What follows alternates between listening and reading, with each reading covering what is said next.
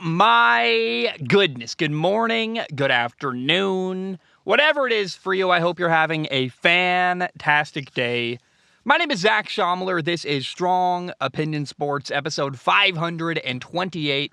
Welcome in. Seriously, I hope everyone's doing well. We're going to call it full D-bag mode. I'm recording, it's 7 a.m. Because it's winter, and by the way, I absolutely hate the winter. The sun rises at 7:38 in the morning. So we have another 30 minutes till the sun comes up. At some point while you're watching, if you're watching on YouTube, it's going to get bright around me. But yes, I am wearing my sunglasses in the dark before the sun has come up. I feel like I need to explain, although I am getting really tired of explaining, and I'm going to reach a point where I just don't ever tell anyone anymore. But I've got really light-sensitive eyes, and recording in front of the really bright light hurts my eyeballs, so I use sunglasses when I record the show. I like it. It works great. They're also prescription, so I can see things better. But I get called a D-bag a lot for recording with sunglasses when it's dark outside. So we'll lean into it, go in full D-bag mode. How crazy is it, by the way, that I just want to repeat this. The sun doesn't come up until 7:38 today. I hate the cold. I hate the winter. I hate that the sun is at a sideways angle all day. And you get gypped in the winter. You have really short days. The sun just isn't out for very long. Your boy Zach, not a fan of winter. I like the sun being out. I like it being warm. I'm cold, and I want to go south. And we're leaving next Tuesday to head south, and I'm very, very excited about that. Now, we have a sponsor today. Let me ask you this question. Are you wasting money on subscriptions? 80% of people have subscriptions they have forgotten about. Maybe for you, it's an unused Amazon Prime account, or it's a Hulu account that you never use. Well, there's this great app that I use that helps me track all the money I spend. Like, what exactly am I spending, and what am I spending it on? I owe a big thank you to Rocket Money. It used to be known as Truebill. The Rocket Money app shows you all of your subscriptions in one place and then cancels whatever you do not want. Rocket Money can even find subscriptions you didn't know you were paying for. This is literally me, by the way. They helped me finally get rid of an $8 fee once a month to SoundCloud every month. I didn't like it. I didn't know I was paying for it. They helped me get rid of it. It was pretty awesome. Sometimes you'll find out you've been double charged for a subscription. To cancel a subscription, all you have to do is hit the cancel button, and then Rocket Money will take care of the rest. So get rid of useless subscriptions now. Go to rocketmoney.com/SOS. It literally could save you hundreds of dollars a year. That's rocketmoney.com/SOS. Cancel your unnecessary subscriptions right now at rocketmoney.com/SOS. All right. Legit, they're a good sponsor. I like them. They're awesome. They're good to work with behind the scenes. And I think it's a helpful tool to help you save money. I said this last episode, but it's pretty rough out there. And you should find a way to save money any way you can right now. And Rocket Money, I think, can help you do that. Now let's dive into the show. My favorite story in sports right now, across the board, is the University of Colorado hiring Deion Sanders as their new head coach. I love it. I absolutely love it. Colorado has gone prime time. They brought in Coach Prime, and it feels like a really big deal. It's definitely very, very interesting. And whether he wins or loses, I guarantee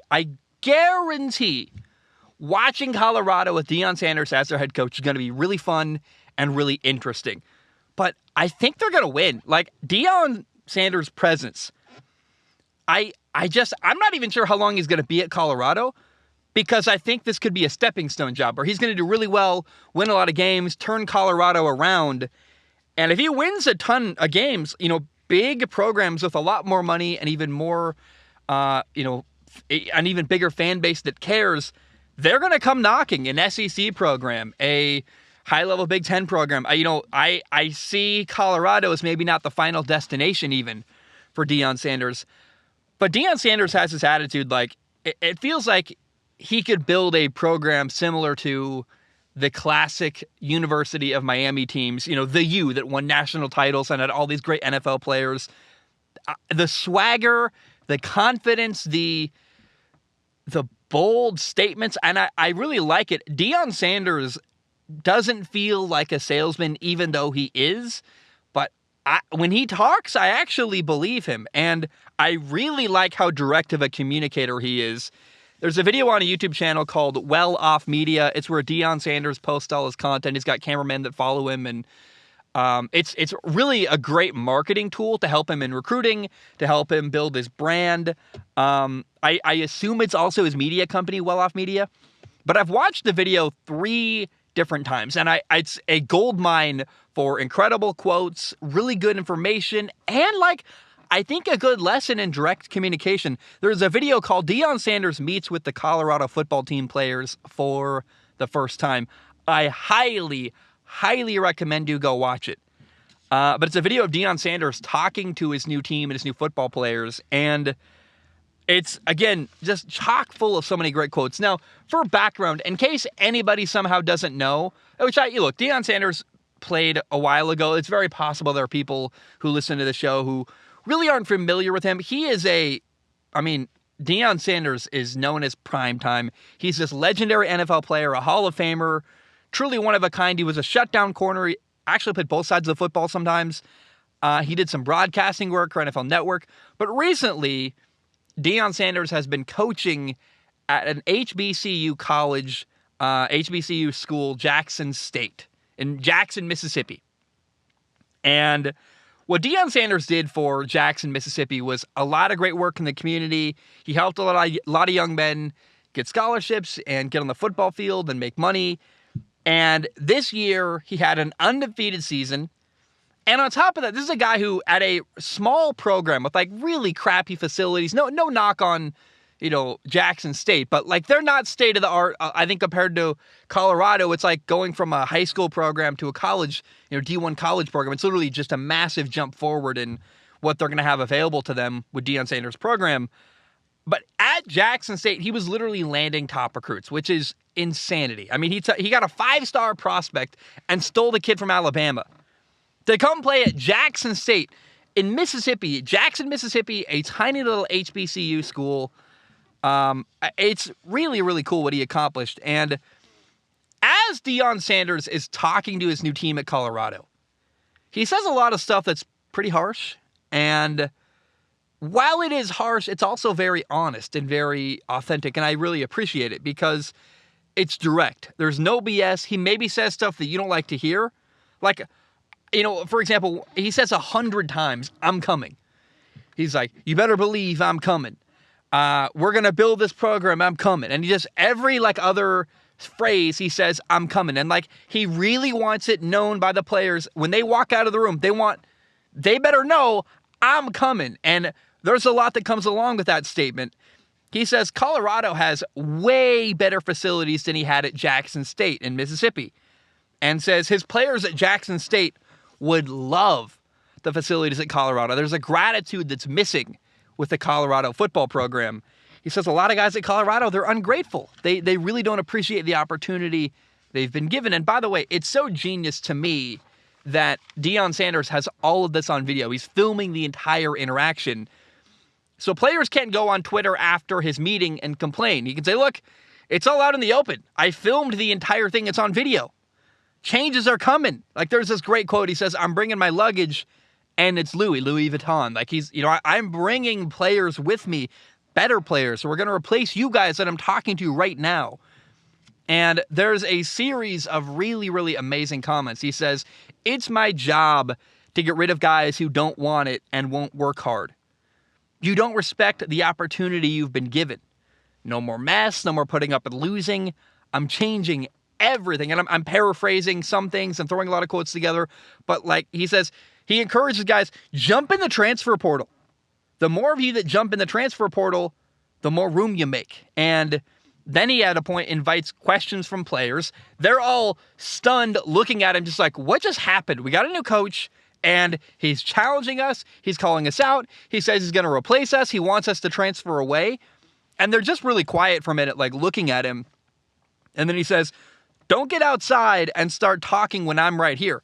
He wants them to ask him questions, and they do. And it's so interesting. They ask, "What's the offseason going to be like?" And Deion Sanders goes, "We're going to try to make you quit."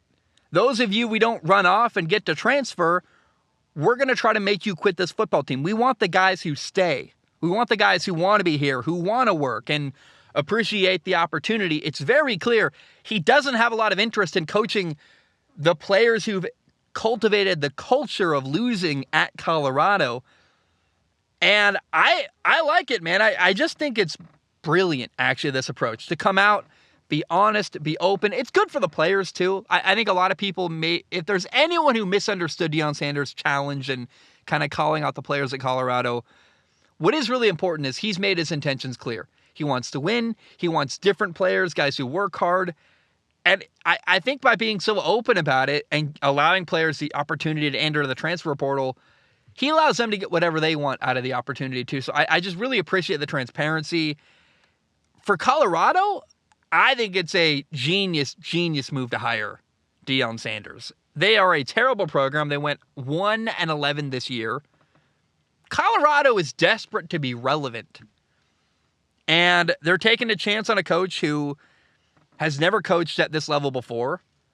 But Colorado has nothing to lose. And it's even crazier. Like, they don't even know how they're going to pay for the guy. Like, they've admitted we don't have the money yet to pay Deion Sanders. And Deion Sanders clearly is like, I don't need the money. Like, I want to get paid a lot of money for sure. But he played for years. He broadcasted. He's there to help young men and build this program. He's like, we'll figure out the money later. I'm here. I'm taking the opportunity. Let's recruit. I like it, man. It's really cool. And it's fun to watch Deion Sanders. There's a video of him, like, touring their facilities, walking around, just going like, man, this is awesome. And he appreciates it. And when you are selling something that you believe in, it's a lot easier. Like, I would have a hard time trying to imagine something like selling payphones, for example. I could not sell payphones to you because I think they're worthless. It's not a valuable thing. But a tool that I think is actually valuable, I think I could sell and work as a salesman if I ever needed to and get another job. When you're recruiting, you're selling players that what you've got going on is good. And Deion Sanders looks around at Colorado and says, it's pretty good. And he's got the perspective of coming from Jackson State, which was not as good as Colorado. I love it, man. Deion Sanders is going to bring a lot of eyeballs to the Colorado Buffalo program. And, by the way, there's this great moment during his interaction. There's a meeting where he's meeting the players for the first time. He says, I'm not going to have guys wearing hats in my meetings. And meanwhile, in the crowd of his new players, like 8, 11, 15 of them all have hats on. And only one guy really picked up on that and takes his hat off and goes, he looks around and he's like, clearly he doesn't like us wearing hats. I'm not going to wear my hat anymore. It's the little things. Like, that's the kind of guy that Deion Sanders, I think, might want. A guy who's paying attention to detail. A lot of the players look terrified and bewildered and like they didn't want to be there. I think it's very possible we see a mass migration of a lot of guys leaving Colorado. And that's good for Deion Sanders. He wants his guys. He wants to build it his way. And it's really interesting, man. Win or lose, it's going to be a lot of fun. They're going to generate a lot of excitement and attention for Colorado. But I do really think Deion Sanders is going to win. I believe in it. I love it. He's a player's coach. He's going to recruit a ton of really, really good players. He believes in it. And when you believe in what you're selling, it goes a long way. I think the Pac-12 is going to be better off. USC, I think, should be nervous. University of Southern California, they lost to Utah twice this year. They lost in the Pac-12 title game. They missed out on the college football playoff. That's a bad look. So they're going to already, I think, take a small hit recruiting there. But there's this assumption USC is going to dominate the Pac-12. I'll tell you what, man. If anyone can steal recruits away from Lincoln Riley in Southern California, it's Coach Prime. I watched too many videos of Coach Prime, and I'm sucked in. Like, I want to run through a brick wall. And I've never met the guy. I haven't played football in a couple of years. Like, I'm like, okay, where do I sign up? Like, it's crazy the way he's not like, it's not a motivational speech in the term of, you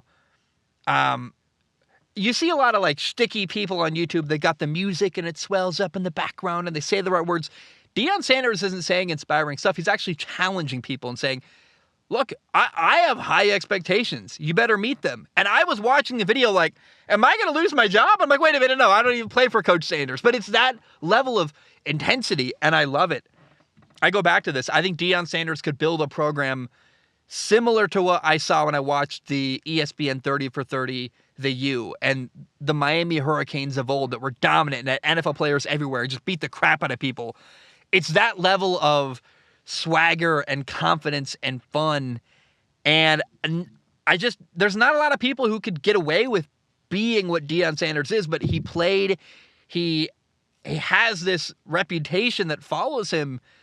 I'm sorry, but Nick Saban can't act the same way Deion Sanders does. He didn't play. He's not Coach Prime. He's not Prime Time. He's not Deion Sanders. And it's just one of a kind moment that I love. And I think Colorado's going to start getting really big recruits. And it's kind of funny. Colorado doesn't even seem to fully understand Deion Sanders. They know he's a good thing. They know they're glad he's coming in. They know it's going to generate attention. But like the athletic director was introducing Deion Sanders to the team in his meeting, and he's going on about character and all this stuff. And it's like, Deion Sanders doesn't care about any of the fluff he just said. I mean, I'm sure he cares about doing stuff the right way and being a good man and all this stuff. But number one to Deion Sanders is winning and producing and helping young men. I think, honestly, Deion Sanders is building an empire. He's bringing his son with him to be their quarterback. He's got his family everywhere. He's got this big posse everywhere he goes. He makes big entrances. I think right now, it's my favorite thing happening in sports. I am sucked in. I'm drawn to it. I love it. It's fun. It's highly entertaining. I look up the YouTube channel Well Off Media. It's like my new favorite reality show. It's so interesting. And I just tell you what, man, I think not only is Deion Sanders going to win, he's going to do it with incredible style. It's going to be a lot of fun. And I think the college football world has to take notice. Like, he didn't just come in and do this players meeting and say the words, "I'm coming," like 100 times for the players in that room. He was sending a message to the rest of the Pac-12. Things are about to change here at Colorado, and you got to contend with me in recruiting, on the field, in everything. And I am going to do everything I can to try to win, and I'm going to bring this confidence and level of swagger like you've never seen before.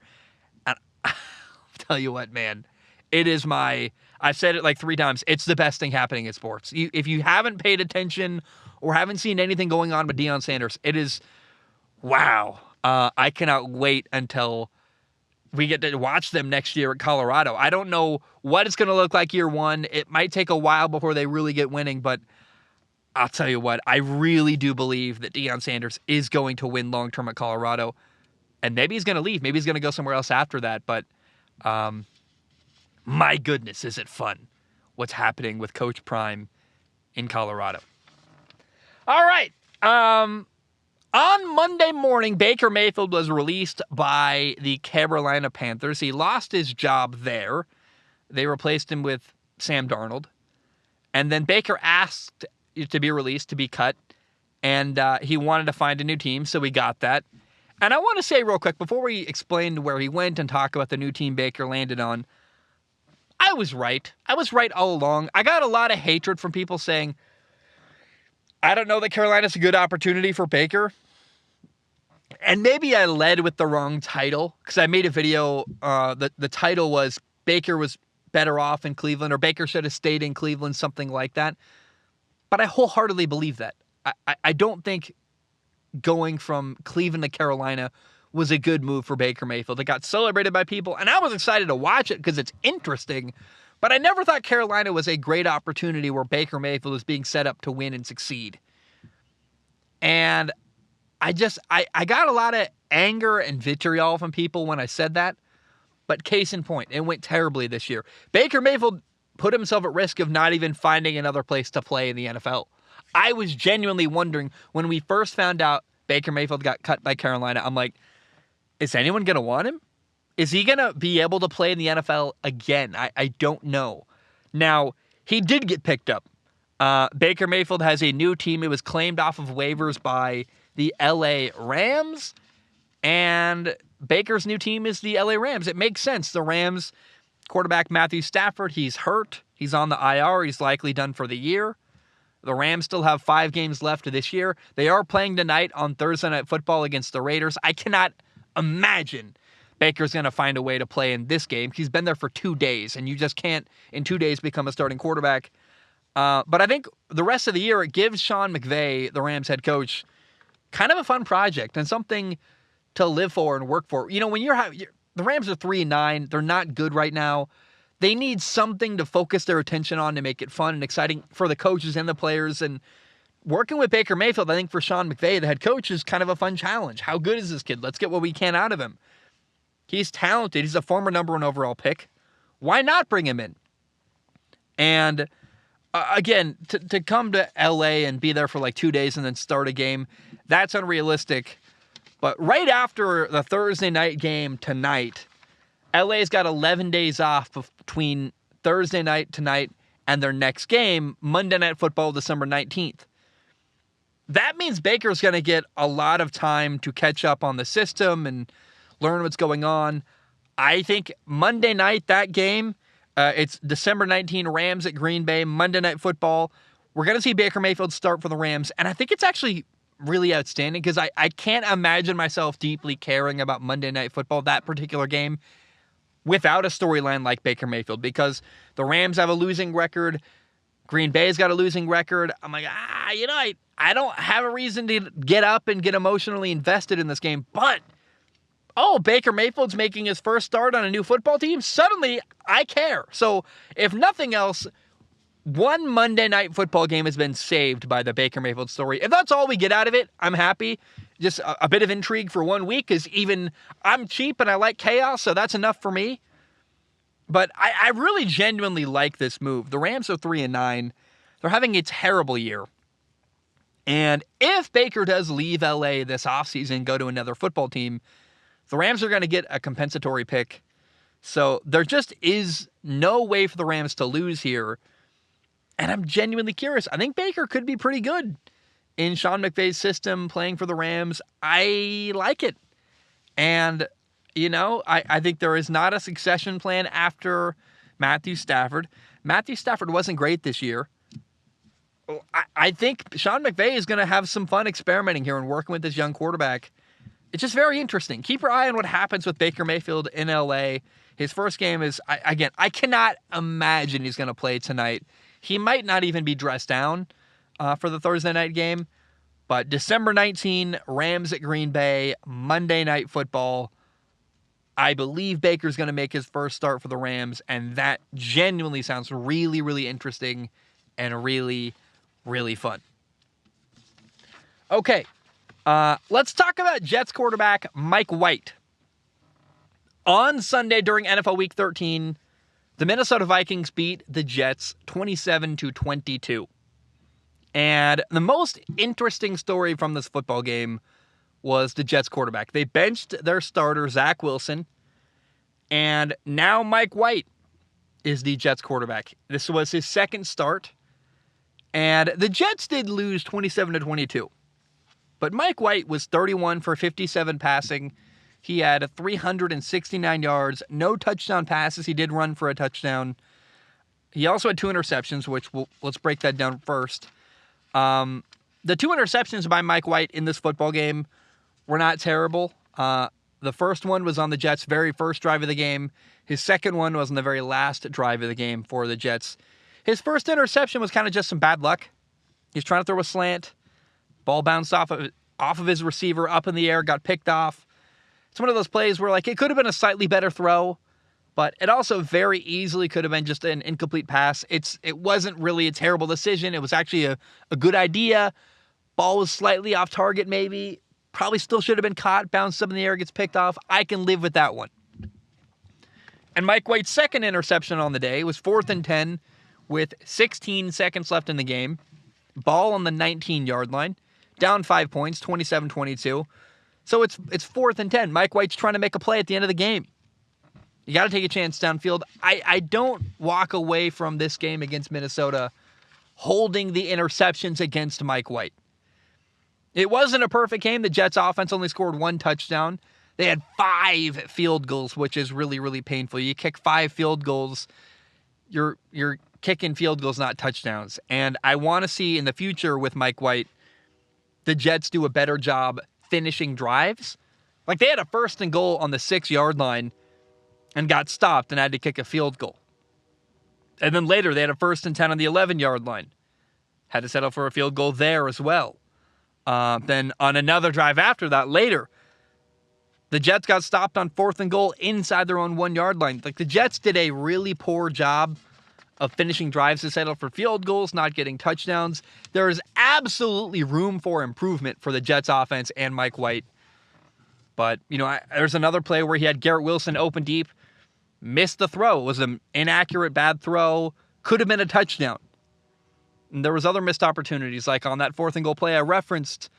Braxton Berrios had a touchdown in his hands, and he couldn't hang on as he hit the ground. It's little things like that need to be cleaned up by the Jets. But all in all, look, the Jets' rookie receiver, Garrett Wilson, was incredible.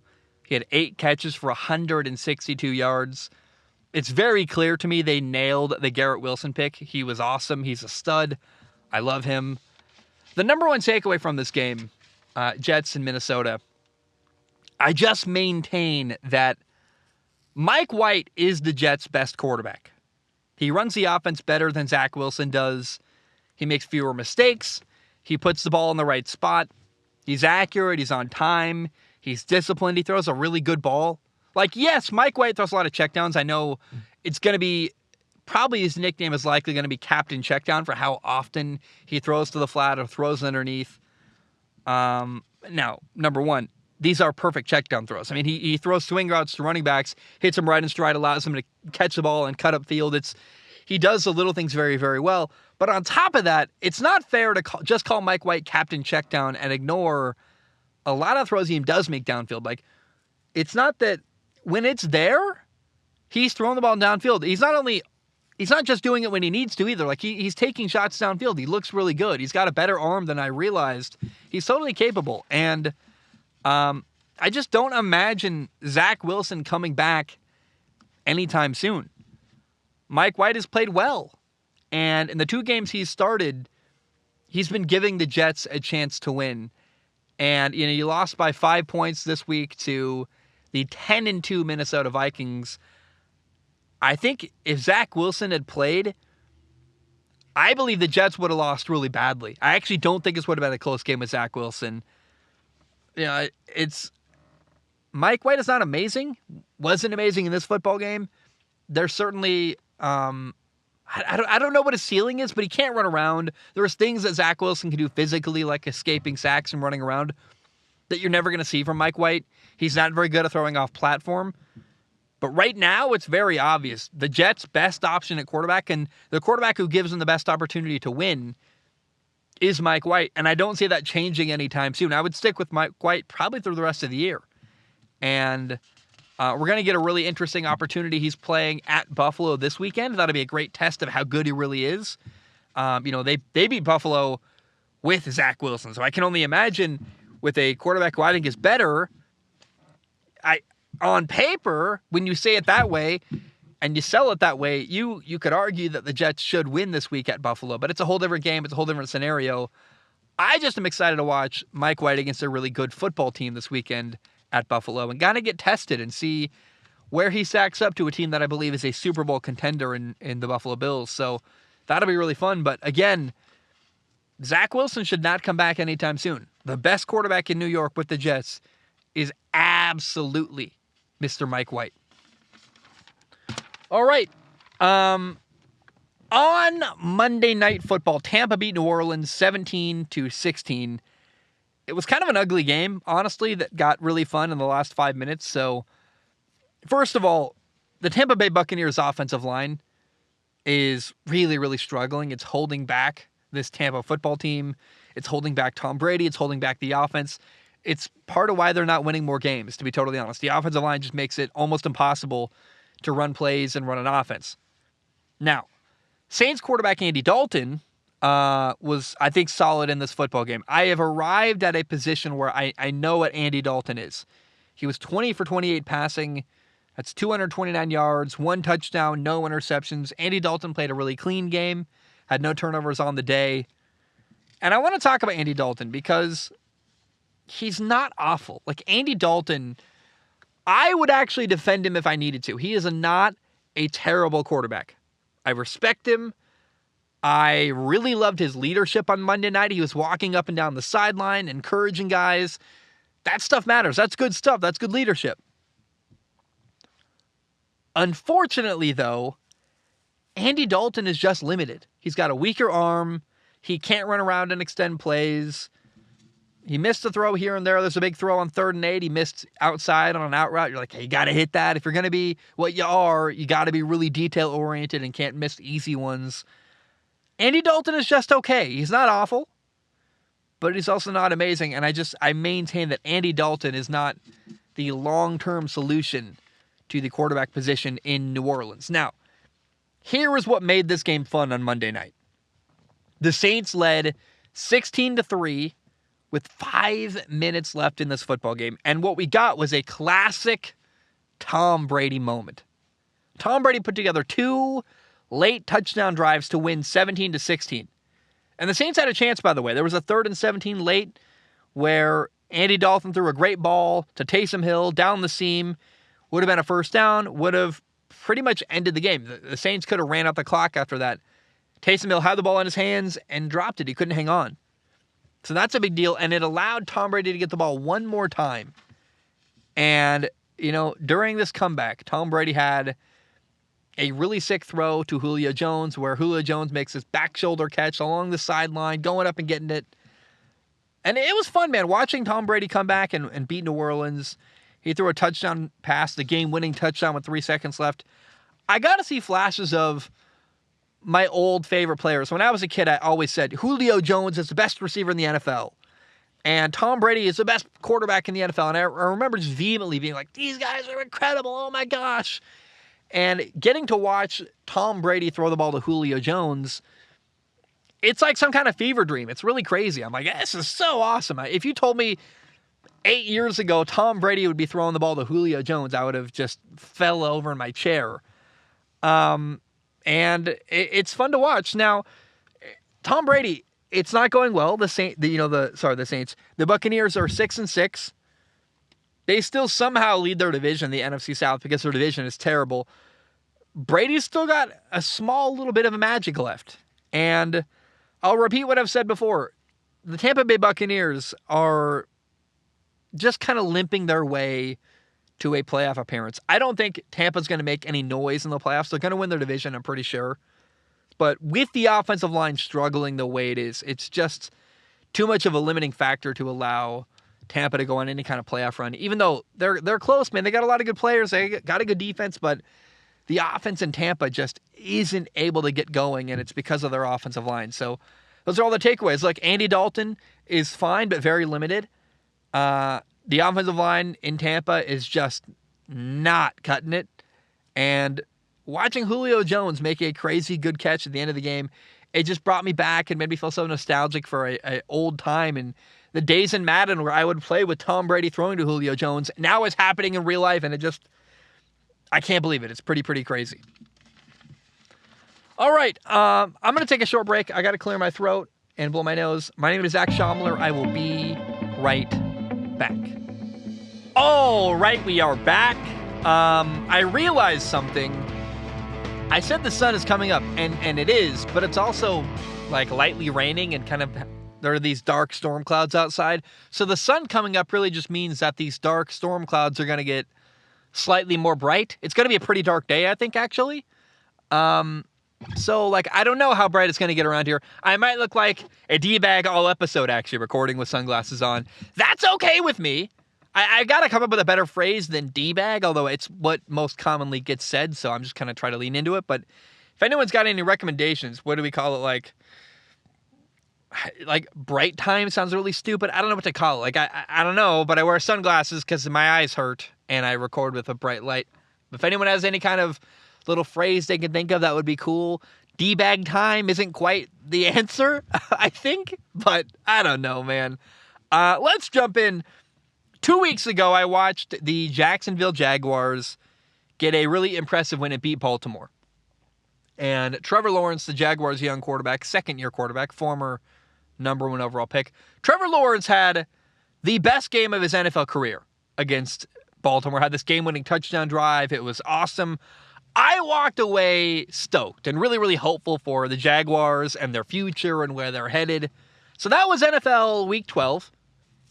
Then this past weekend during NFL Week 13, in the very next game, coming off of this great win over Baltimore, game-winning drive, Trevor Lawrence played awesome. In the very next game, Jacksonville got embarrassed 40-14 by Detroit. And I'm like, I saw the final score. I'm like, what happened? So I watched the game. I took notes. I did my best. Trevor Lawrence was 17 for 31 passing at 179 yards. So 179 yards, 1 touchdown pass, no interceptions. Had a clean game at least. It wasn't great though. They didn't score a lot of points. Completion percentage isn't awesome. Not a lot of yards thrown for.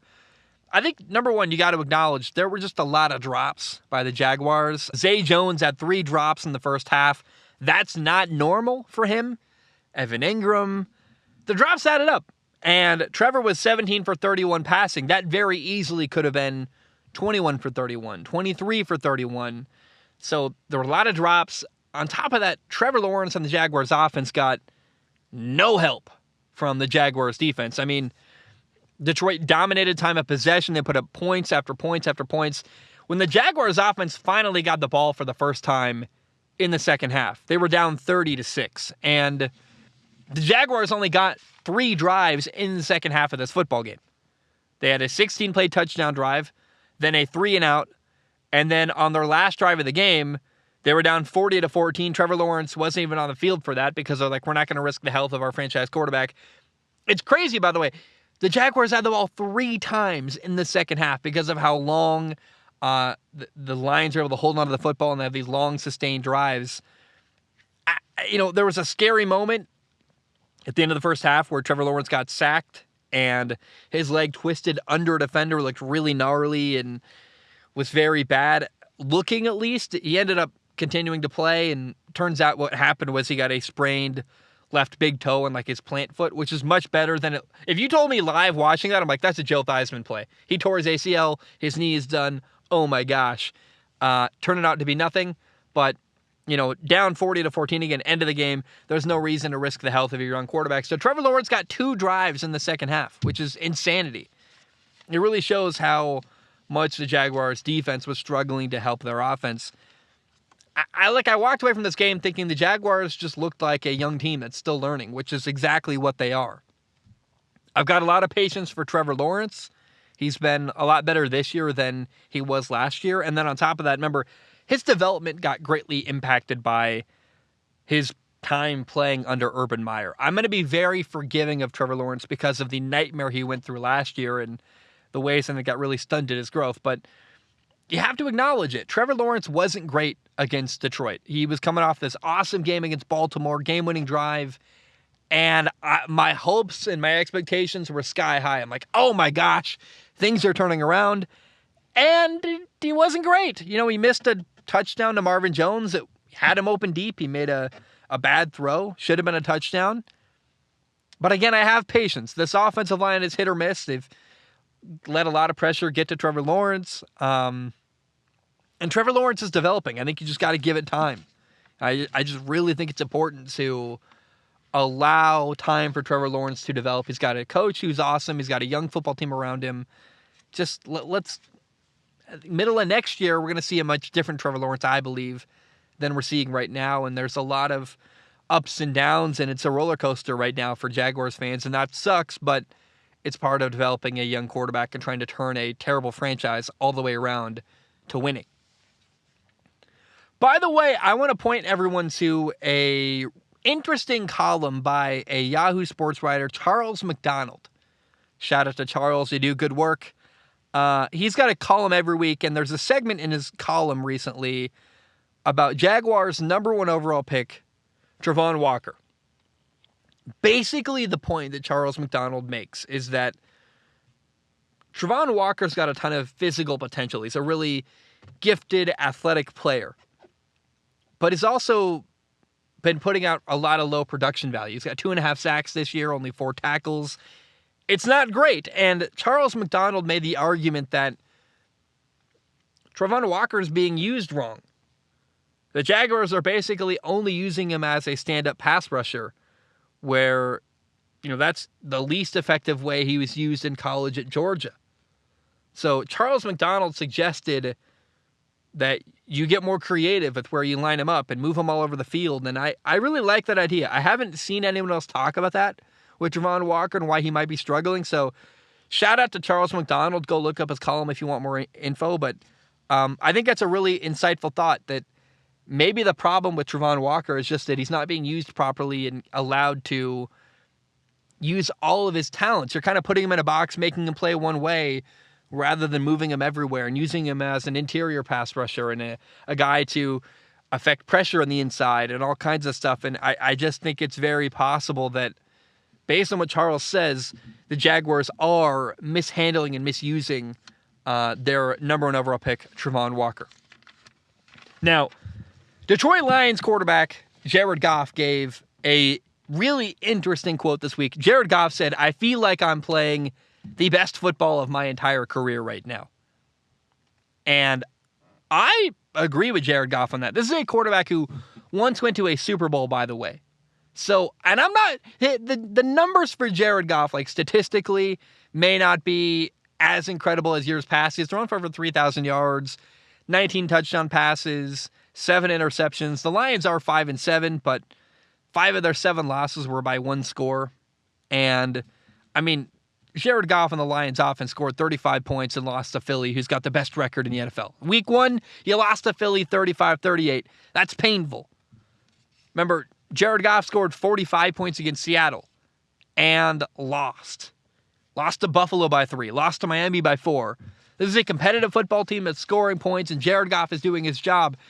And I really like the idea that maybe Jared Goff is playing better than the year he went to a Super Bowl. That year didn't end great, but I think from Jared Goff's position, where he evaluates himself, it's not on the numbers and the touchdown passes and the completion percentage, but like, am I comfortable? Am I making good decisions? And Jared Goff looks like a quarterback who is playing, when it comes to a decision-making standpoint, I think very much you could argue Jared Goff is playing the best football of his career.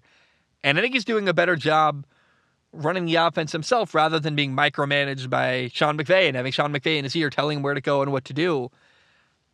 I just think Jared Goff has done a great job this year. He's definitely done his job, which is to score points and give his team a chance to win.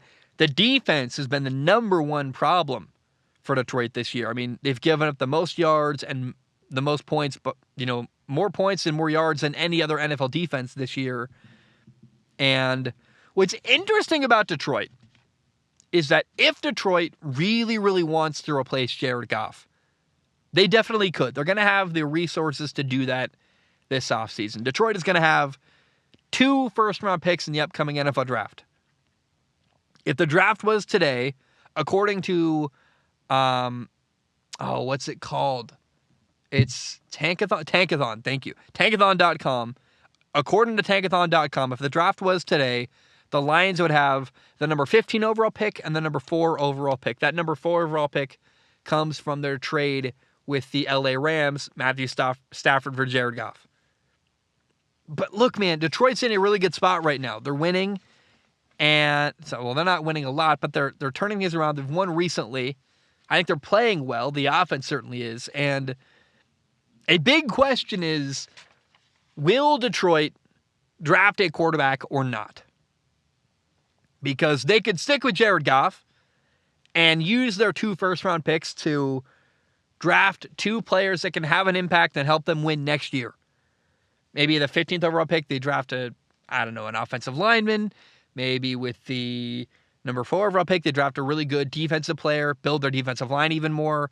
What if they drafted 2 defensive linemen in the first round? They got just a loaded, scary front 4, which I'll tell you what, I think the best way for the Lions to win and help their defense is to get a lot of pressure on opposing quarterbacks. If they drafted a pass rusher and a defensive tackle that made an impact immediately, that could go a long way. I like that thought.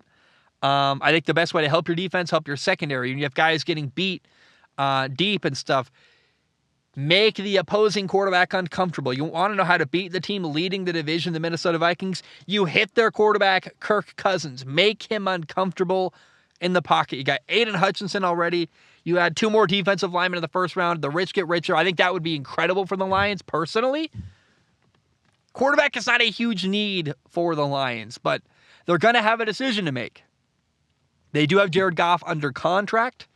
I don't think his salary cap hit is insane. Like, you can decide for yourself, but he's going to be a $30 million salary cap hit next year. It's 31 the year after. It's certainly not cheap, but it's not horrible when you look around the league and consider that, Dak and Russell Wilson and Kyler Murray and Aaron Rodgers are all making like $40 million a year. I think it's fine. It's, and if Detroit wants to cut Jared Goff, they can. They can do it this offseason. They would only owe him $10 million in dead cap space. But that seems kind of crazy to cut him right now, given how well Jared Goff is playing. So I'm really curious, what is Detroit going to do? They could try to bundle their 2 first-round picks and try to trade up even further in the draft. I don't think that makes any sense, though, unless you're able to get the number 1 overall pick where you can draft Bryce Young. Let's be clear, if Detroit can replace Jared Goff with Bryce Young, you do it in a heartbeat, but that's not going to be possible.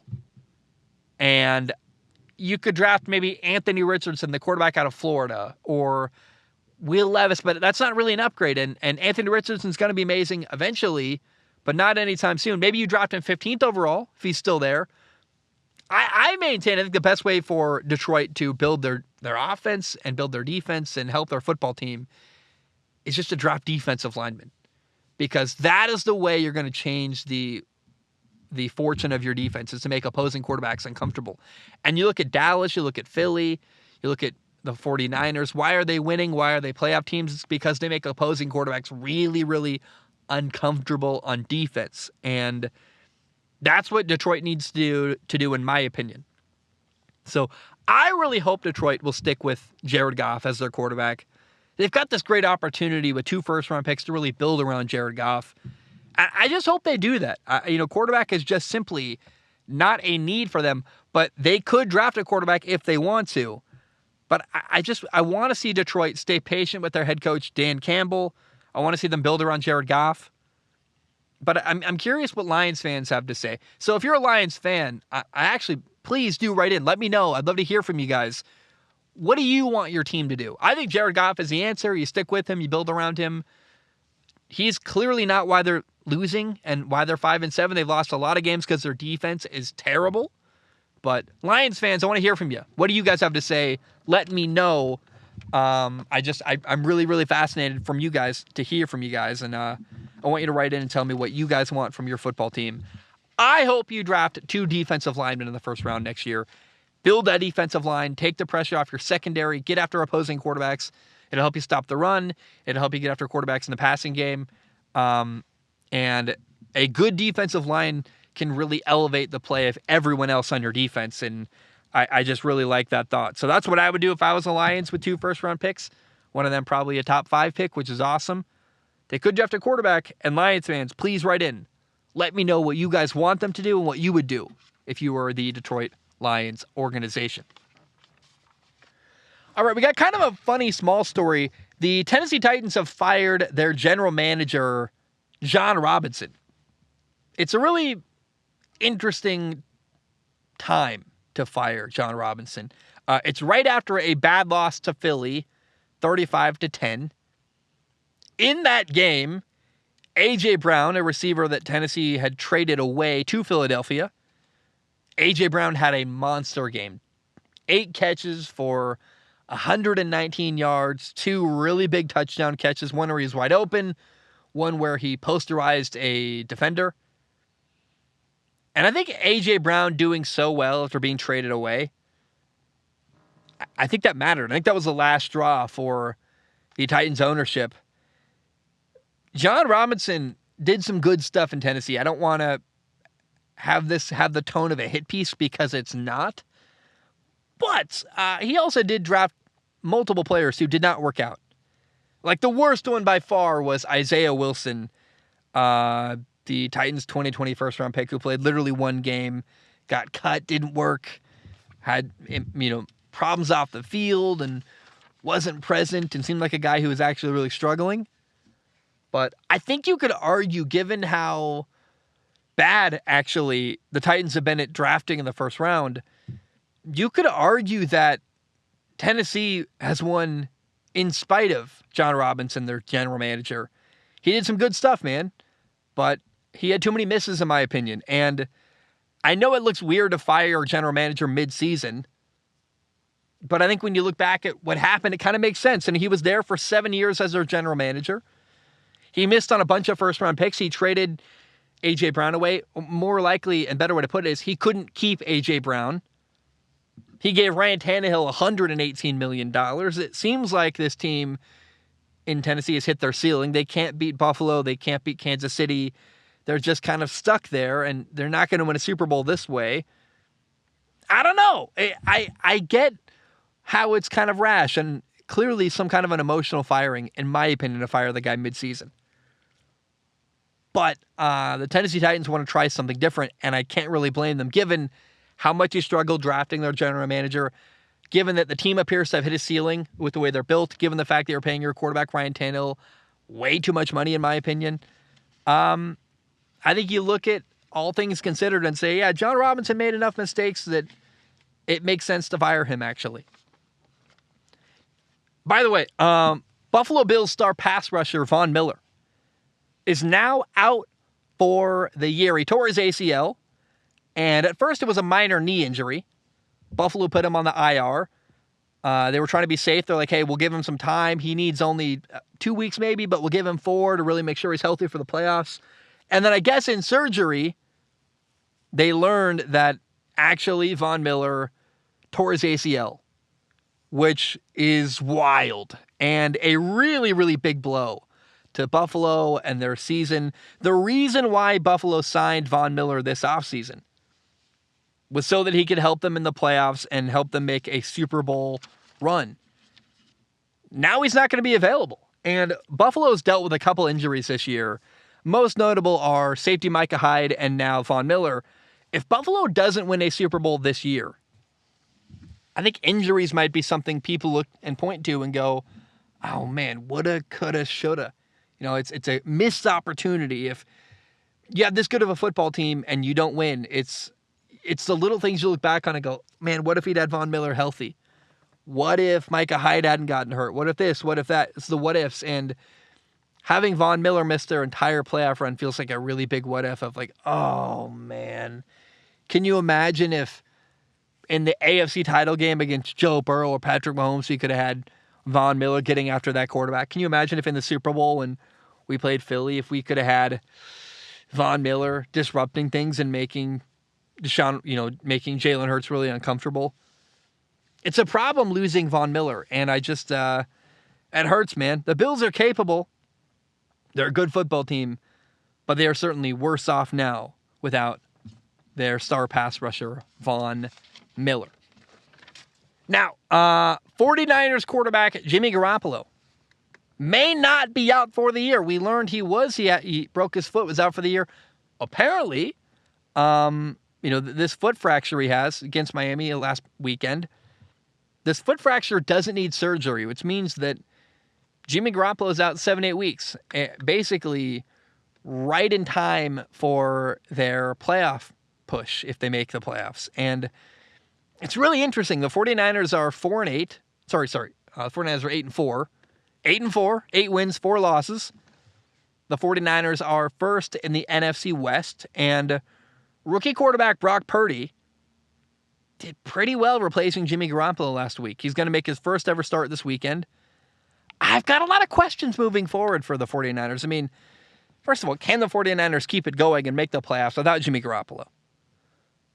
But if they do make the playoffs with Brock Purdy as their quarterback, and Brock Purdy's playing well, are you going to bench the guy who's got a hot hand?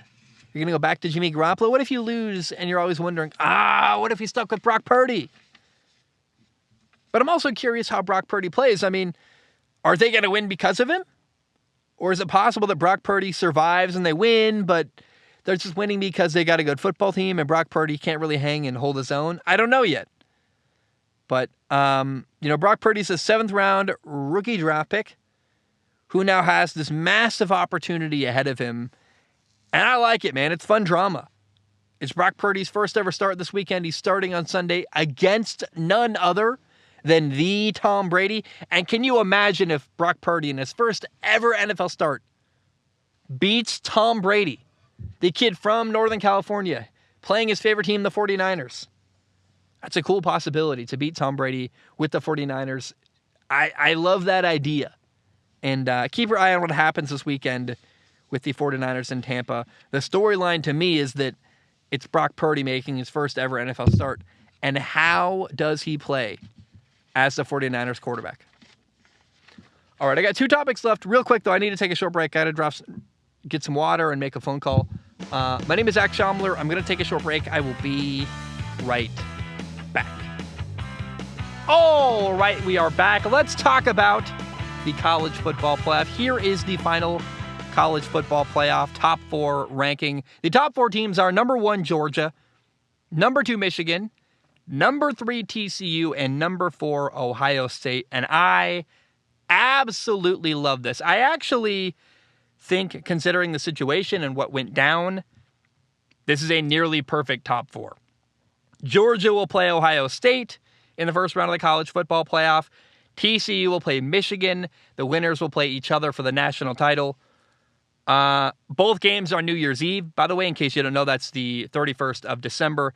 Here is what happened and how we got here. It's really, really fun. Last weekend was championship weekend in college football. All the conferences had their conference title game. Going into the weekend, the top 4 was Georgia, Michigan, number 3, TCU, and number 4, USC. 2 games for these 4 teams went as expected. And games for 2 of these teams did not go as I expected. First of all, 2 teams in the top 4 lost. So Georgia won the SEC title game. They beat LSU 50-30. The game wasn't close. Georgia led 35-10 at halftime.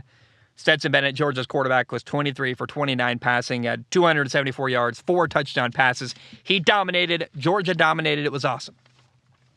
I expected Georgia to beat LSU. And then also, as expected, Michigan won. They beat Purdue in the Big Ten title game 43-22. But TCU and USC, they lost their conference title games. And, on Friday night, first of all, the game to open the weekend, in the Pac-12 title game, Utah beat USC 47-24. USC had this golden opportunity to make it into the college football playoff, and they lost to Utah. All they had to do was win, and they got in. And they couldn't make it happen. Frankly, the way to put it is that USC choked. And USC, they only lost 2 games all year, had a great season, but those 2 losses were to Utah. And I think it's kind of fun. I like the way it went down because USC is expected to dominate the Pac-12 now that their head coach is Lincoln Riley. And Utah said, hold up. Not so fast. I don't think your dominance is ready to begin. And I love this because long-term, it's so good for the rise of USC. USC has a legitimate challenger. When they hired Lincoln Riley, they got all these recruits, people transferred in, they've got all this NIL money. The expectation was it's pretty much a guarantee USC is going to dominate the Pac-12 for years to come. They're going to go back to their old prominence. And, Utah beat them twice this year. Deion Sanders just went to Colorado. I like that it's going to be a mystery still whether or not USC can dominate the Pac-12. Look, Colorado and Deion Sanders are going to recruit really hard. They're going to steal recruits away from USC, I believe. And Utah, again, you beat USC twice in the same year. I think Oregon's really good. I go back to this. It's not a guarantee USC is going to dominate the Pac-12. I still think they will long term. Eventually, they're going to have a team full of Lincoln Riley recruits, not recruited by the old head coach. But I am really, really fired up and kind of excited, actually, that USC lost. I think it's good for the health and the interest level of the Pac-12. Now, I was really sad for USC quarterback Caleb Williams. In this loss to Utah, Caleb Williams gave everything he had. He played beat up. He was running around a ton. He made a ton of ridiculous plays. He made defenders miss and avoided sacks. And if you haven't watched the game, go watch the highlights at least and go watch the incredible plays Caleb Williams made. And if USC had won this football game, been, if they'd remained the top 4 team in college football they were, made it into the college football playoff, they'd be scheduled to play Georgia. If USC had won, I believe Caleb Williams would be guaranteed, basically, to be the Heisman Trophy winner. He still could win. It announces on Saturday. We'll find out who the Heisman Trophy winner is going to be. But ending with a loss, I think, really does hurt Caleb Williams. And maybe they can overlook that. I mean, we've seen quarterbacks who didn't win the national title and didn't have the most glamorous end of their year. Lamar Jackson didn't make a college football playoff. Johnny Manziel didn't win a national title. He won a Heisman Trophy. You can win the Heisman Trophy without winning a national title, but ending with a loss really hurts. And I just want to also say it's pretty crazy USC did lose this football game. They were handed a second chance. They screwed up earlier in the year. They lost to Utah. They blew what I thought was their only chance at making the college football playoff. And then the College Football Playoff Selection Committee said, we'll give you a second chance. And I went, oh my gosh, they're going to make it in. I can't believe it. And they blew it again, oh my gosh. And you can't really blame USC's quarterback, Caleb Williams, for the loss. I mean, USC's defense was awful, had an all-time bad game. They couldn't tackle anybody. And sometimes I talk about Caleb Williams like he's Superman or something, because he does basically everything. He does everything but play defense. And USC's defense cost this, program everything, really. A chance at the college football playoff, a chance at really kind of making their name and planting their flag and saying USC is back. Utah's offense had 533 yards, 6 touchdowns, and USC gave up 47 points. You're not going to win, and you can't expect to win giving up 47 points in a game. Now, the other surprise of the weekend, I was shocked USC lost. But the other surprise from championship weekend was that TCU lost. K-State beat TCU in the Big 12 title game 31-28 in overtime. It was a heartbreaking loss. TCU had opportunities. I love TCU quarterback Max Duggan. And the dude fought so hard. He gave everything he had.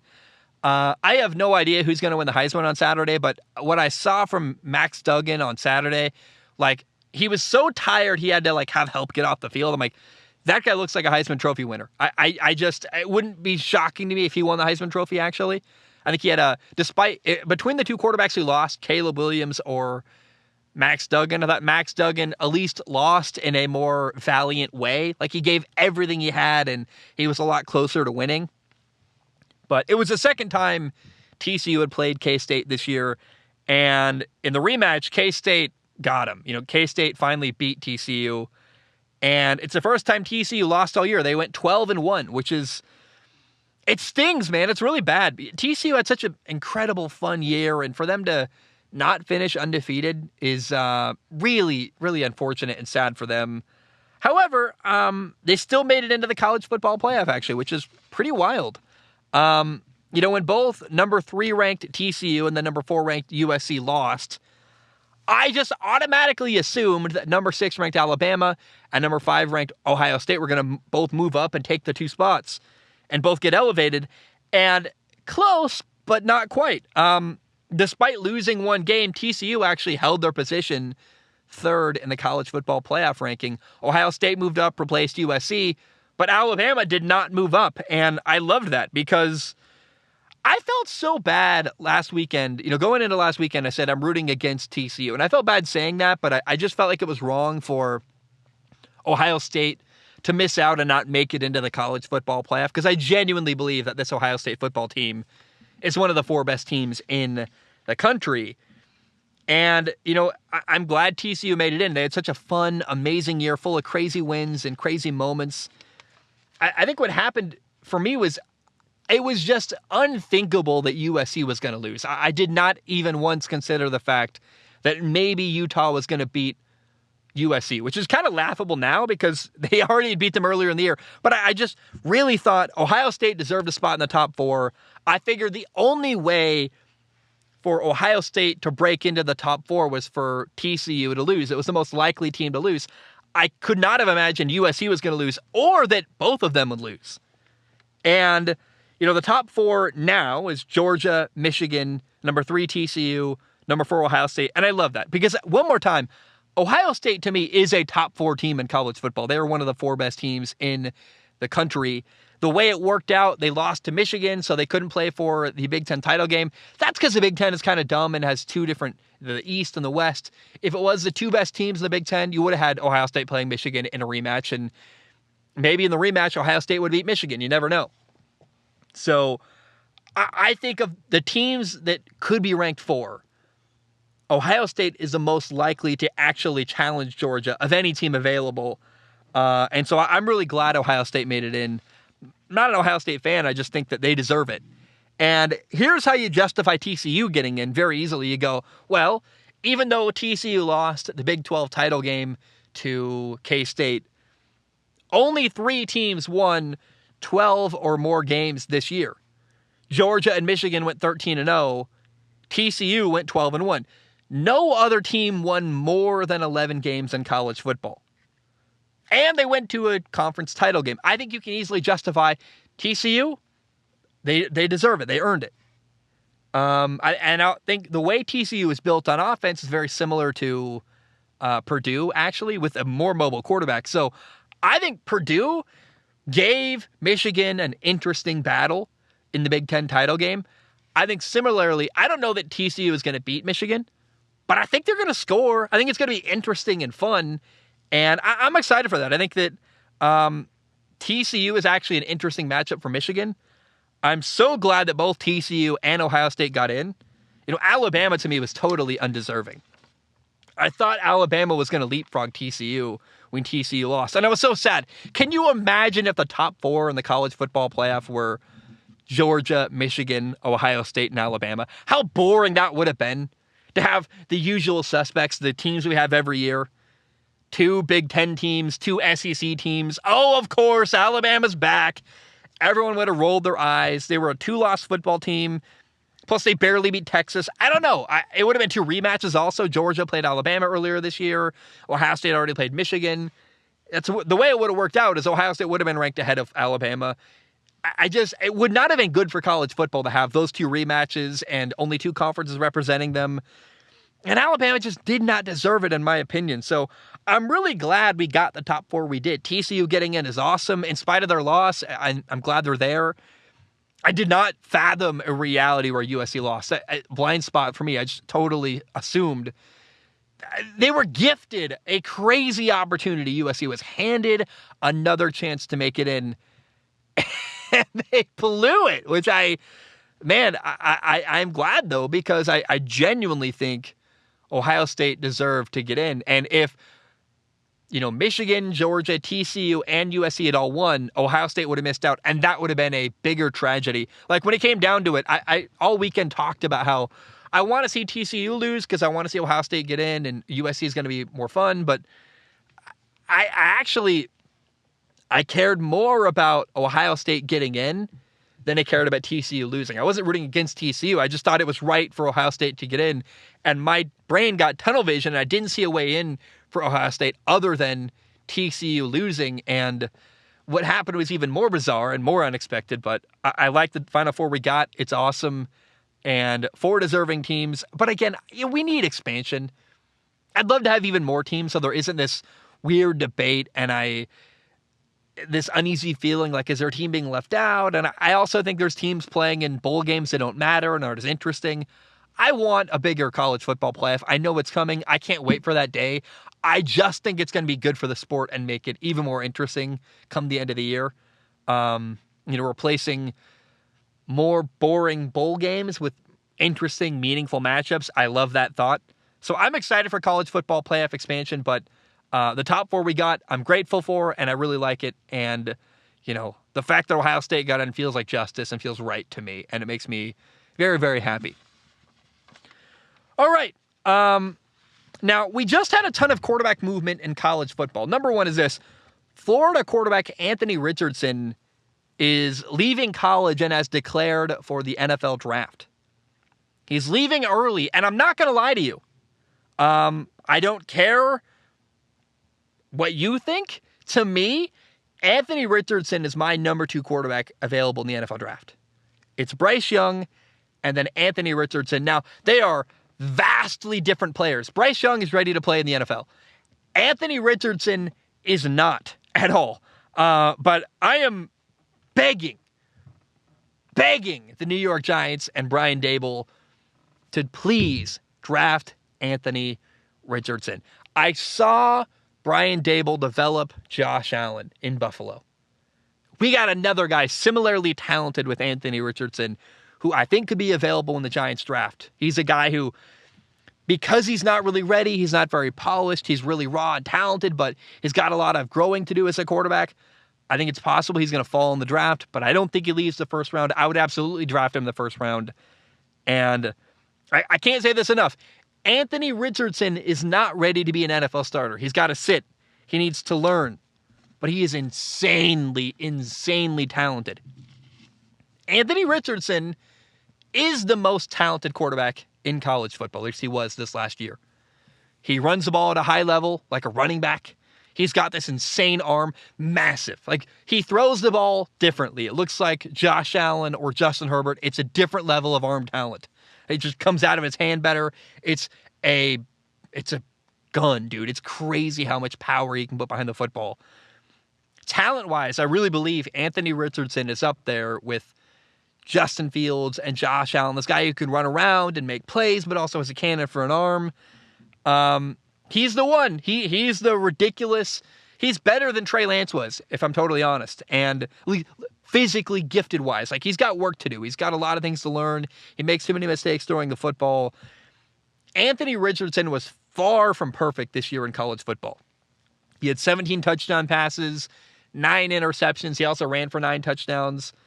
Florida went 6-6. They had kind of an ugly year. But I watched Josh Allen make a lot of mistakes in college at Wyoming. And where he is today compared to where he was his senior year at Wyoming, totally different quarterback. And I would absolutely draft Anthony Richardson in the first round of the NFL draft.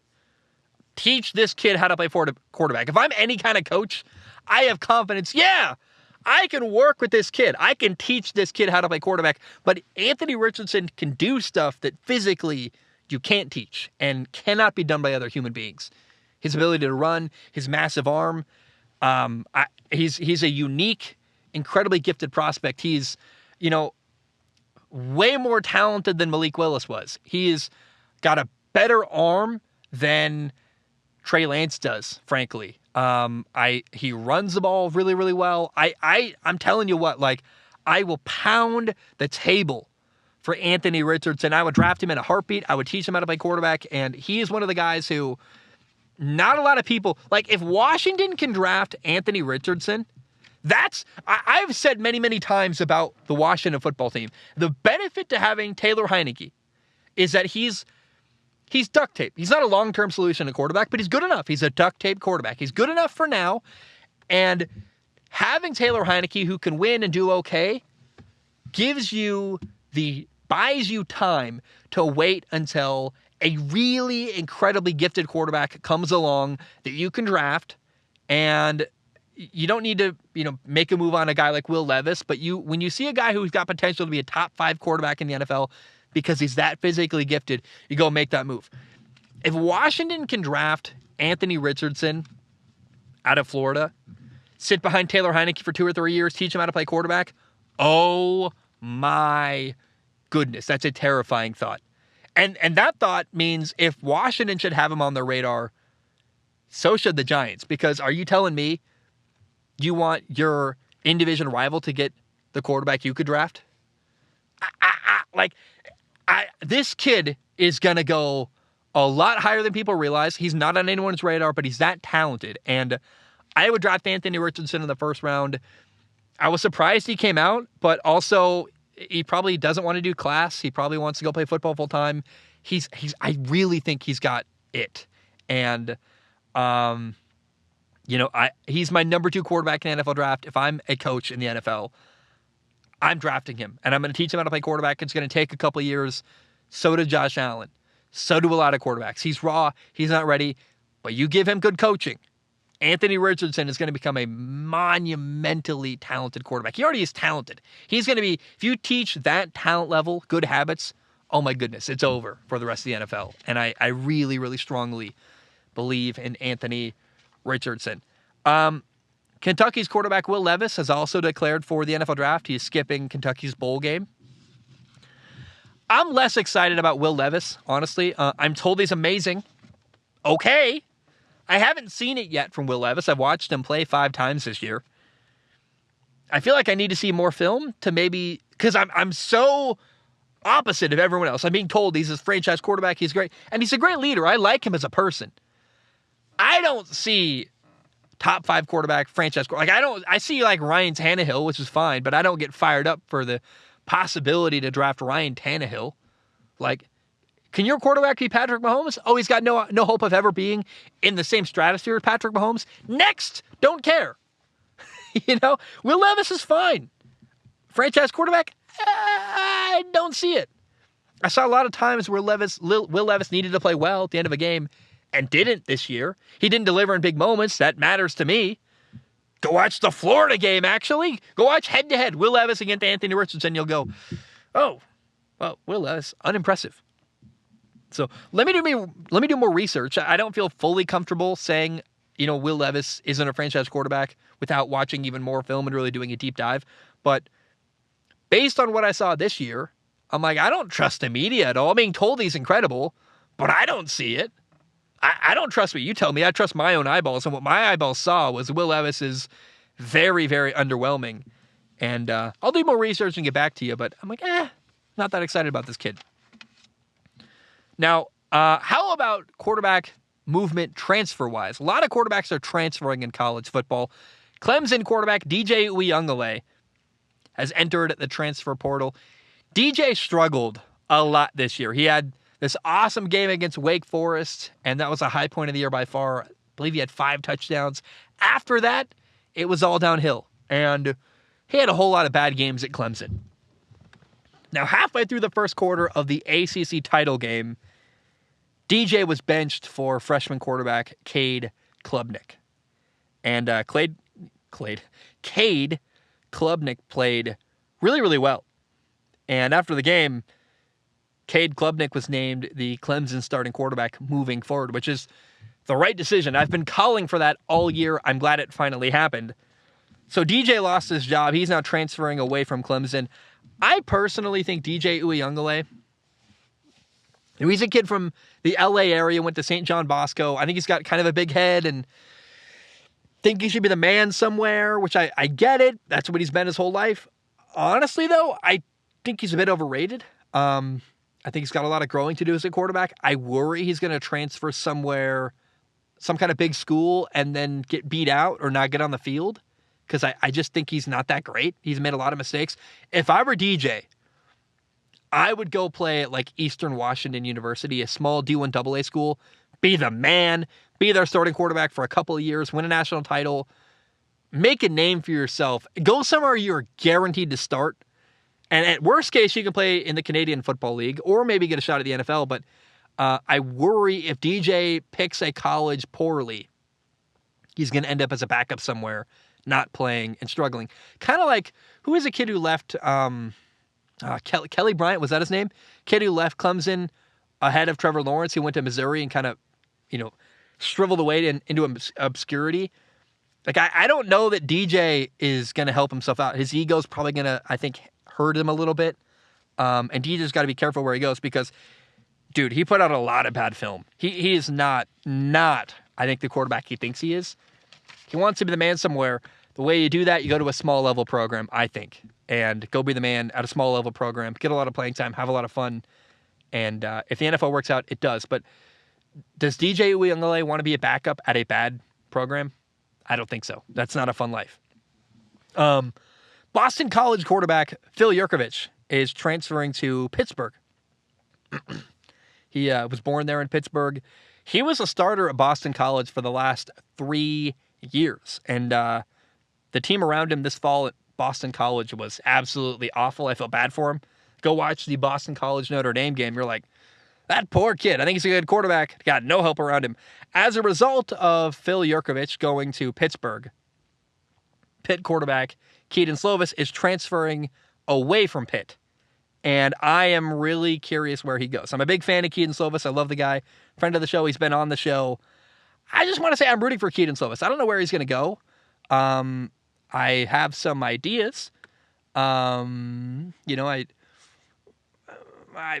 don't have no sourcing here, but Kenny Dillingham is a new coach at Arizona State, and Keaton Slovis grew up in Arizona. Went at Desert Mountain High School. I don't know. Maybe he goes home. I have no idea, but I'm really curious where Keaton Slovis is going to go. On top of that, NC State quarterback Devin Leary is transferring. He wants to play on a better team.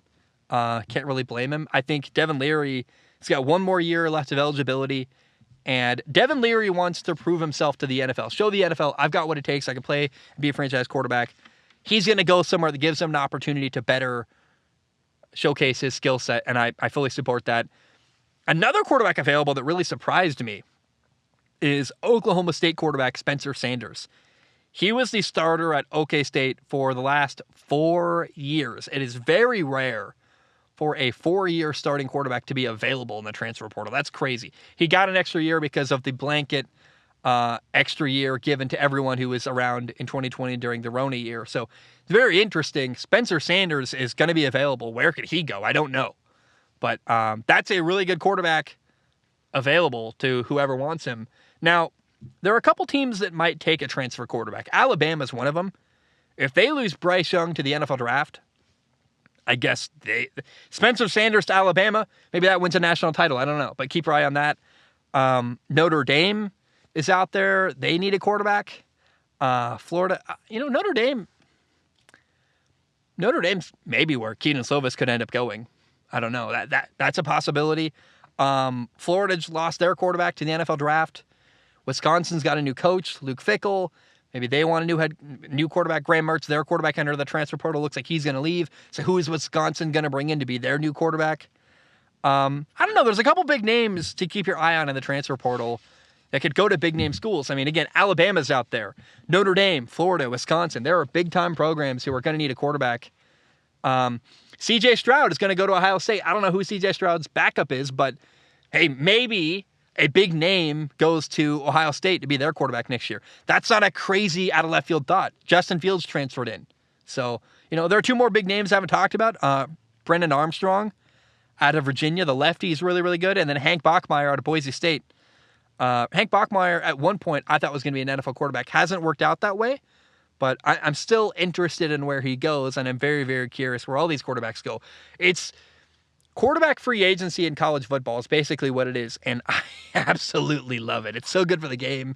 It's so good to get quarterbacks moving around and going to better places that work for them, and a lot of quarterbacks out there that I'm very, very interested to see where they land. All right, tonight, the Raiders play the Rams on Thursday Night Football. It's an awful game. I don't care much. I will watch it. I will do my very best. I'll take notes and really try to care. The Raiders are 5-7. The Rams are 3-9. The Rams have, I cannot imagine the Rams, who added Baker Mayfield like 2 days ago, are going to start Baker Mayfield at quarterback.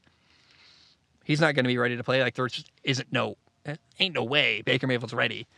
It's just kind of a ugly game.